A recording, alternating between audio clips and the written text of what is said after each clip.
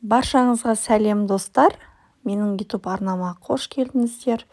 Бүгін өздеріңізбен өте тәтті, ауызда еритін кәдімгі Рафаэлло шоколадына дәмі өте қатты ұқсас Рафаэлло тортын әзірлейтін боламыз. Ол үшін видеоны соңына дейін қараңыздар. Алдымен тортымыздың коржын әзірлейтін боламыз. Ыдысымызға жұмыртқаларымызды жарамыз және миксердің көмегімен жақсылап араластырамыз. Бізде жаңағы масса кішкене үлкейет көлемі. Оның үстінен қантымызды саламыз, тағы да жақсылап миксермен араластырамыз. Қантымыз еруі керек.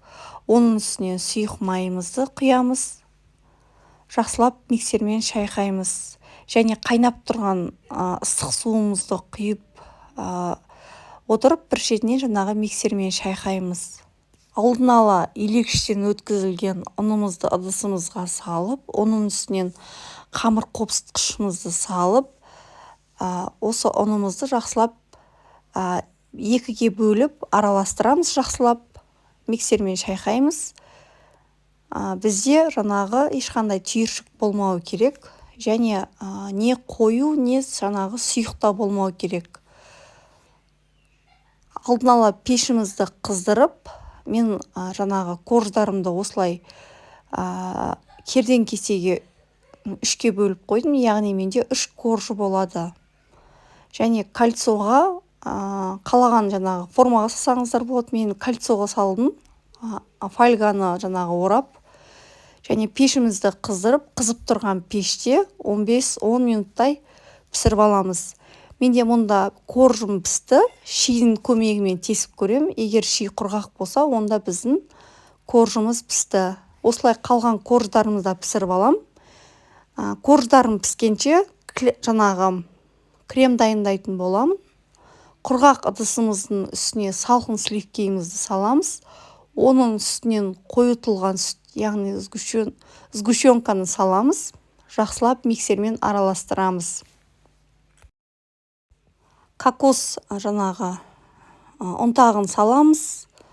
Және қант ұнтағын салып, миксердің көмегімен шамамен 3-5 минут аралықта осылай өз-өзін ұстап тұратындай масса болғанға дейін шайқаймыз.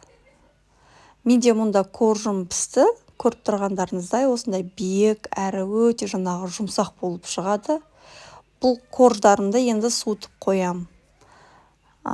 Корждарымыз суығанша пропитканы әзірлейтін болам. Қойытылған сүтімізге, яғни сгущенкамыздың үстіне қайнаған суымызды құямыз, салқын. Оның үстінен кокос жаңағы ұнтағын саламыз, жақсылап араластырамыз.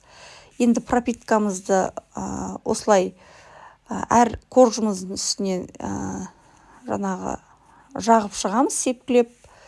Және кондитерлік қапшыққа мен насадка салдым. Сол насадкамен мен жаңағы тортым біткенде сәндейтін болам. Және жаңағы егер кондитерлік қапшықпен салсаңыздар, сіздердің торттарыңыздың кремі бірдей жаңағы ортасына салынады. Тағы да екінші коржымның үстінен пропитканы жаңағы сеуіп жағып шықтым. Оның үстінен тағы кремімді салдым. Лопатканың көмегімен барлығын жаңағы бірдей етіп, ең соңғы 3-ші коржымды саламын.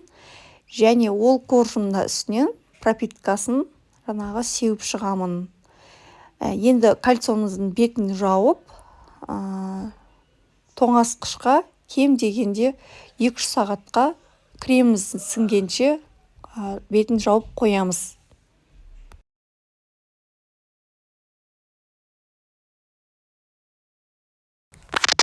Менде тоңазытқышта 3 сағаттай тұрды тортым.